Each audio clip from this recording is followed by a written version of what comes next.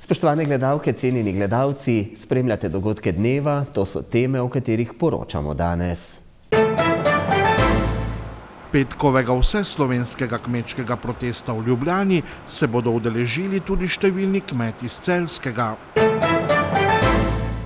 Občina Laško se nahaja sredi intenzivnega investicijskega cikla.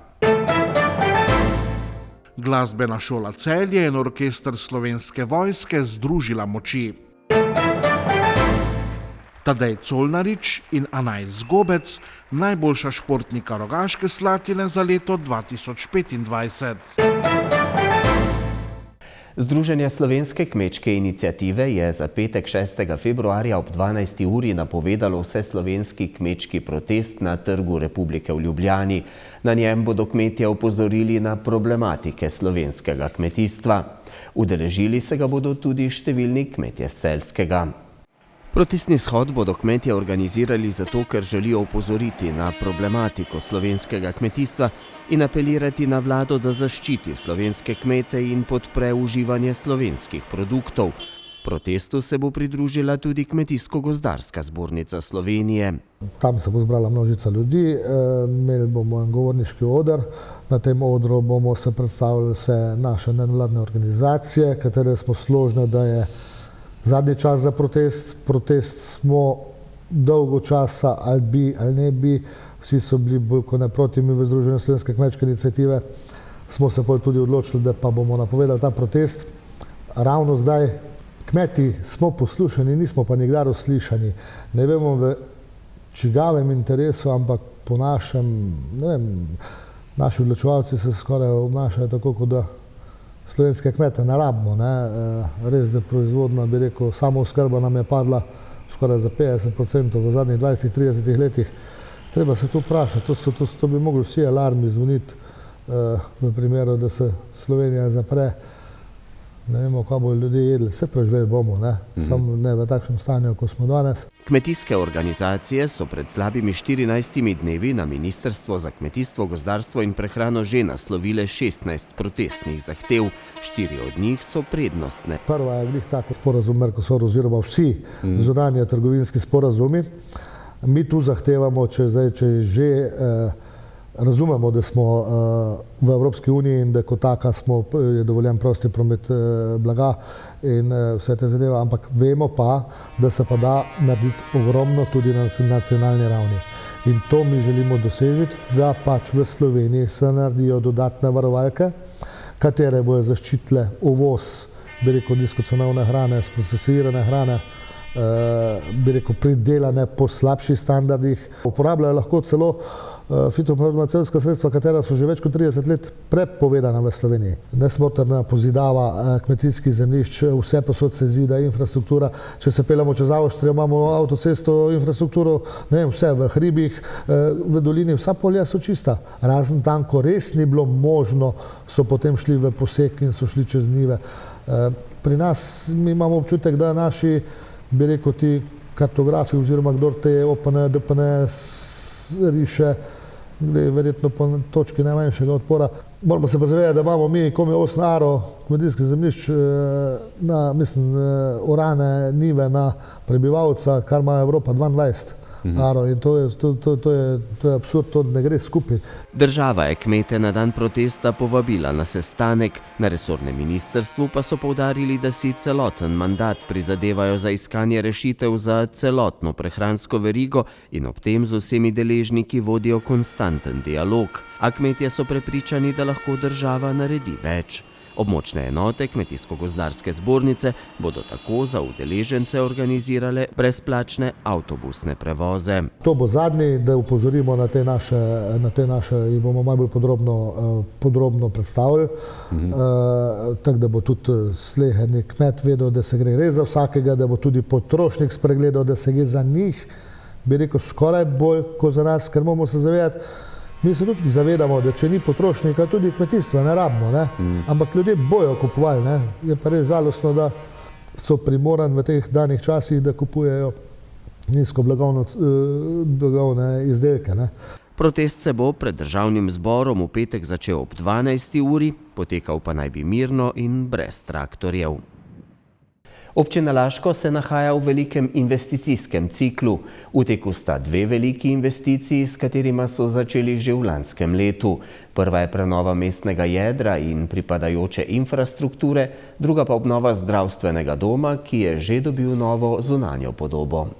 Laško bo tako kmalu zasijalo v prenovljeni podobi, glavna gradbena dela pa so že zaključena na prizidku zdravstvenega doma, ki ga bodo kmalu tudi opremili, da bo lahko sprejel prve uporabnike. Investicijsko največji projekt je prizidek zdravstvenemu domu Laško, ki nekako dobiva končno podobo. Od zunaj je objekt zaključen, znotraj se odvijajo še gradbeno-inštalacijska dela, se pravi predelne stene, strojne inštalacije in elektroinštalacije. Zunaj pa je tudi že razpis za vgradnjo medicinske opreme oziroma pohištva. Celotna vrednost investicije znaša nekaj več kot 4 milijone evrov, od tega Ministrstvo za zdravje prispeva 1.045.000 evrov. Vgradnjo opreme bo financiral zdravstveni dom Laško iz lastnih sredstev, preostanek pa je del občinskega proračuna. To je prva od večjih investicij, ki bodo v prihodnje olajšale Laški vsakdan. Drugi del, praktično najbolj kompleksen, pa je obnova mestnega jedra, kjer pa gre za gradnjo predvsem komunalne infrastrukture, gradnjo kanalizacije, obnovo vodovoda, obnovo oziroma gradnjo meteornega odvodnjavanja. Hkrati se polagajo tudi vodi za širokopasovno omrežje, obnavlja se javna razsvetljava, na koncu pa sledi obnova tlakovanja in pa dodatne ozelenitve z urbano opremo. Zaključen je že sklop ulice pod gradom. Trenutno so v zaključni fazi dela na severnem delu Aškečevega trga, intenzivno se pa odvija polaganje komunalne infrastrukture na območju Valvazorjevega trga, se pravi pri glasbeni šoli in pa pri banki.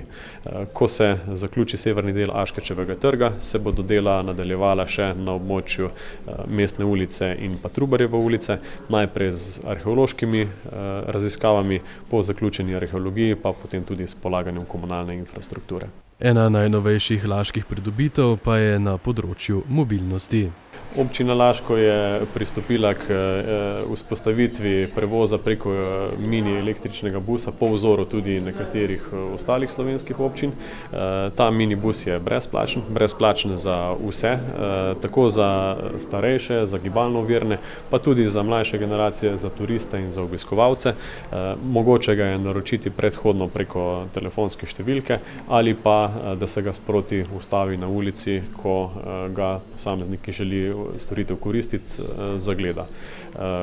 Storitev je omogočena od ponedeljka do sobote, od ponedeljka do petka od 7. do 3. ure, v soboto pa v dopoldanskem času. Tekom samega izvajanja storitve bomo pa poskusili zadevo nadgraditi predvsem v tej smeri, da pridemo nasproti ljudem oziroma koristnikom te storitve. Namen je predvsem izboljšati dostopnost do teh ključnih storitev v samem mestnem jedru, na ta način razbremeniti mestno jedro predvsem parkirnega prometa, da se čim manj ljudi pripelje z avtomobilom in parkira v strogem centru, da parkirajo na bližnjih parkiriščih in jih to vozilo potem odpelje po opravkih. Omogoča pa nekako oziroma povezuje samo mestno jedro z območjem stanovanjske soseske Debro, z območjem zdraviliškega kompleksa, se pravi zdravilišča in Termane Laško, na drugi strani pa nekje tudi Spodnje Rečice in pa območja Marija Gradca. Minibus so poimenovali Zlatorog in že služi Laščanom ter obiskovalcem Laškega. Glasbena šola Celje je v Narodnem domu izvedla koncert z orkestrom Slovenske vojske in 8 mladimi pianisti, zmagovalci 6. mednarodnega tekmovanja Celeja 2025 v disciplini klavir. Kot solisti so nastopili mladi glasbeniki iz Slovenije, Srbije, Kitajske in Severne Makedonije.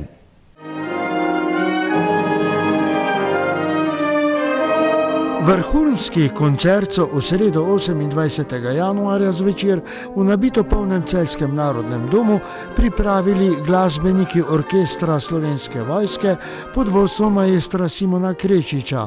Z njimi pa so kot solisti nastopili mladi pianisti, ki so na lanskoletnem 6. mednarodnem glasbenem tekmovanju Celeja 2025 kot posebno nagrado prijeli priložnost koncertiranja s tem našim priznanim visoko profesionalnim orkestrom. Tako kot tekmovanje je tudi ta koncert pripravila Glasbena šola Celje.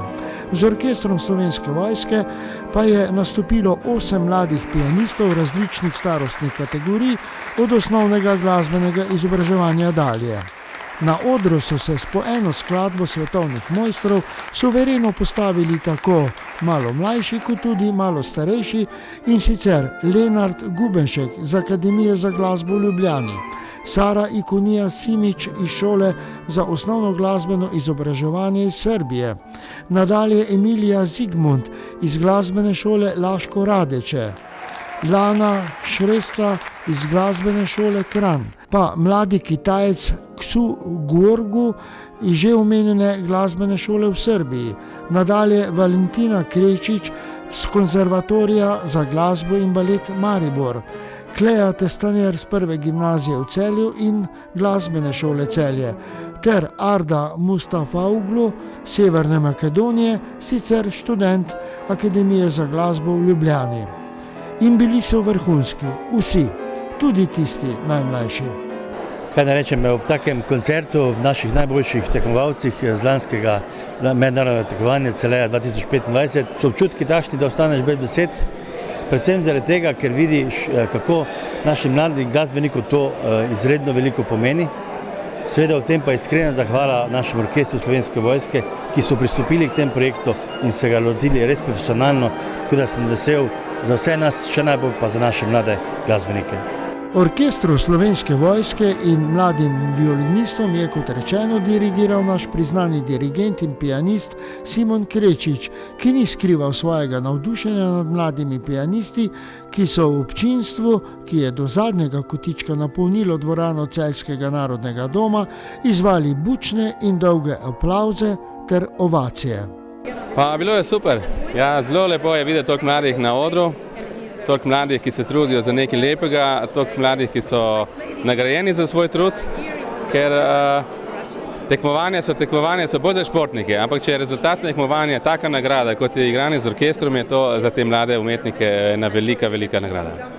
Ravnatelj Simon Mlakar ni skrival zadovoljstva, da so letos pridobili orkester Slovenske vojske v projektu nagradnih nastopov mladih pianistov z mednarodnega tekmovanja Celeja 2025, ki ga Celjska glasbena šola v sodelovanju z mestno občino Celje in zavodom Celeja Celje sicer organizira že od leta 2019. Vsako leto skušamo nekaj nadgraditi našo tekmovanje. Marsikatero tekmovanje ima, bom rekel, denarne nagrade. Jaz pa mislim, da to mladim glasbenikom ne pomeni veliko in seveda nastop s takšnim profesionalnim orkestrom za njih v tistem trenutku seveda više kariere.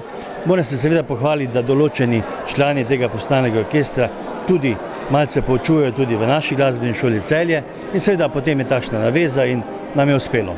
Več o koncertu ter odmevih nekaterih udeležencev pa v reportaži v eni od naših naslednjih oddaj Minute za kulturo na televiziji Celje.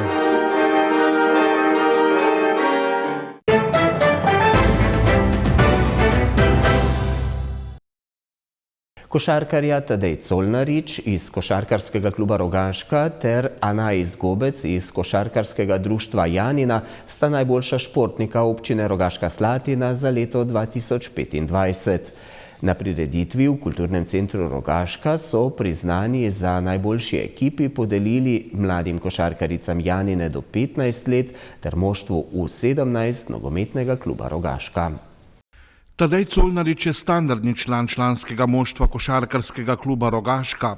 Lani poleti je slovensko reprezentanco do 20 let na Evropskem prvenstvu osvojil 7. mesto. Meni je veliko, saj sem dobil nekaj povratno informacijo za moj trud, ki ga vlagam že od prvega razreda osnovne šole. V klubu delujem KK Rogaška, pa sem že omenil, da treniram od prvega razreda, to bo je približno 15 let. In mislim, klub ima dobre trenerje in se vidi napredek. 14-letna Anais Gobec je z ekipo Janine v lanski sezoni osvojila naslov pionirskih državnih prvakinj.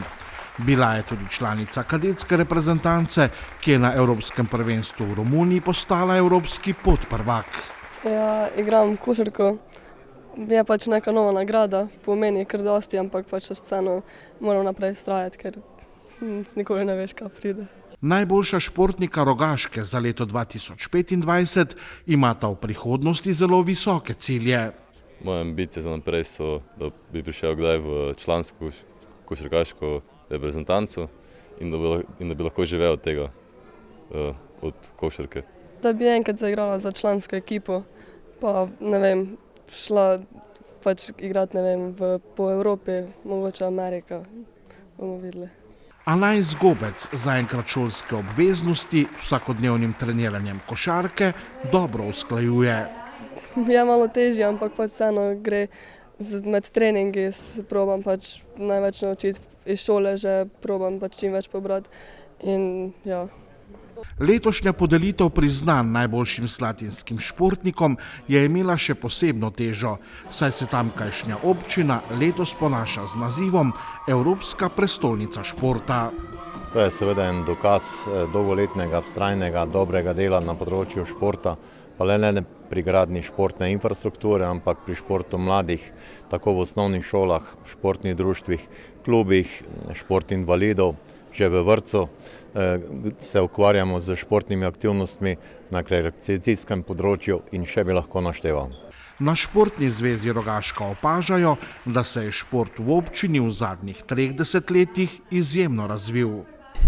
Jaz sem že toliko star, da sem nažalost že 30 let sekretar Športne zveze, se pravi, da sem prehodil to pot razvoja športa v občini Rogaška Slatina in ko se zdaj ozrem nazaj, se je naredil res ogromen preskok tako v športni infrastrukturi kot v organiziranosti športa, tudi v športnih uspehih. In je ta naziv Evropsko mesto športa neka češnja na tortici uspehov športa v Rogaški Slatini. Občina in Športna zveza izpostavljata dobro medsebojno sodelovanje, ki je predpogoj za uspešno delovanje športnih klubov. Jaz mislim, da sodelujemo zelo dobro. Športna zveza je nek podaljšek ali pa neki most med športnimi društvi in občino. Se pravi, da nekako tiste želje, potrebe, tudi zahteve športnih društv prenašamo do občine, po drugi strani pa seveda tudi organiziramo nekatere prireditve, ki jih športna društva ne, pa so pomembne za delovanje športa v naši občini. Osnova je zgrajena športna infrastruktura, kar je naloga občine in to gradimo že vseh 30 let.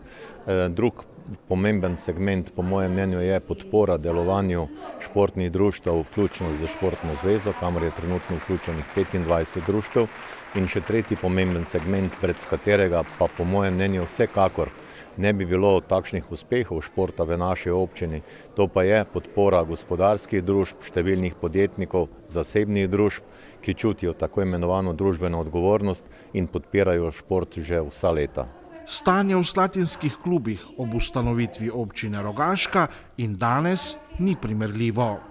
Ko smo Športna zveza Rogaška začeli z delom, sta dva največja kluba takrat propadla.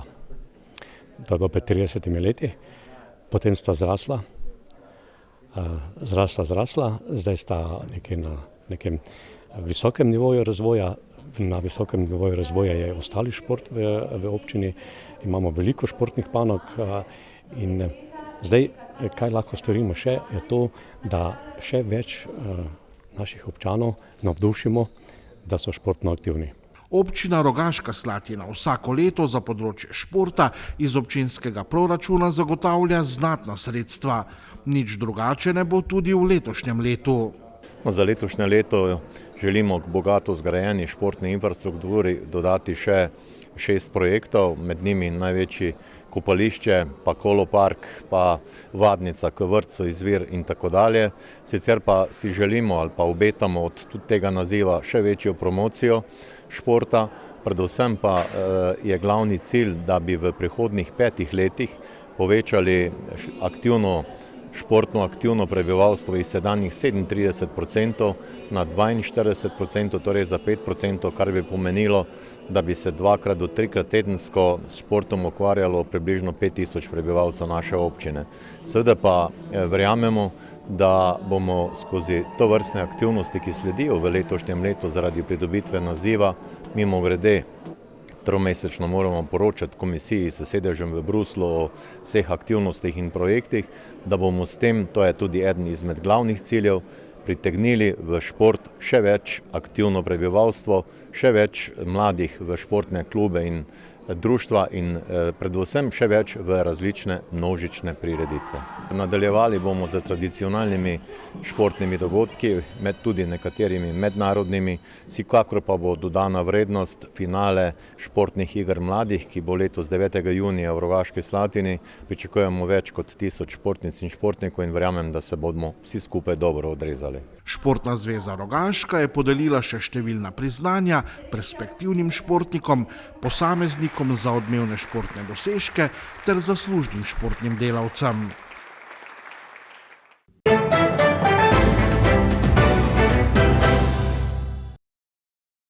Ponoči bo še oblačno s padavinami, ki bodo do jutra oslabele in ponekod tudi ponehale.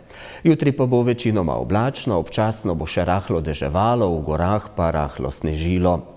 Burja na Primorskem bo dopoldne ponehala, najnižje jutranje temperature bodo tako od 1 do 5, na Goriškem in v slovenski Istri okoli 8, dnevne od 3 do 8, na Primorskem do 11 stopinj Celzija. V petek in v soboto bo spremenljivo do pretežno oblačno s kakšno krajšo ploho. Spremljali ste dogodke dneva, hvala za pozornost, lep večer in nasvidenje znova jutri.